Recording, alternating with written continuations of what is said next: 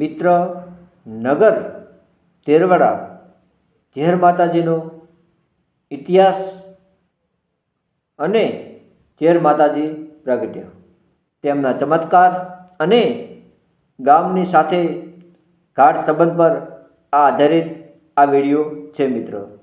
તો મારા વિડીયોમાં બન્યા રહેજો અને ચેનલને સબસ્ક્રાઈબ પણ કરી દેજો અને કોમેન્ટમાં જય ચહેરમાં લખવાનું ભૂલતા નહીં મિત્રો.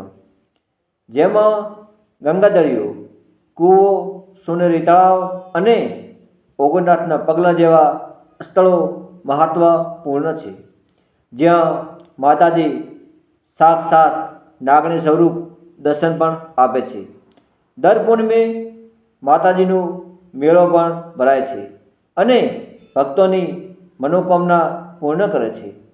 ગંગાદરિયો કૂવો શહેરમાં જ્યાં જળમાં સંચાર કરતા હતા, તે કૂવામાં આજે પણ રવિવાર અને પૂનમે 7 રંગનું પાણી દેખાય છે, જેમાં નાગણી સ્વરૂપ દર્શન પણ માતાજી આપે છે અને શંકા કરનારને રંગબેરંગી રોશની અનુભવ થાય છે.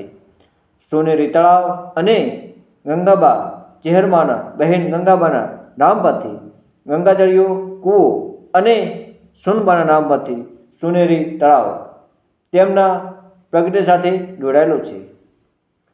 ઓગણનાથના પગલા પણ ત્યાં જોવા મળે છે, જ્યાં તેમની જાગીરી કિલ્લો પણ છે.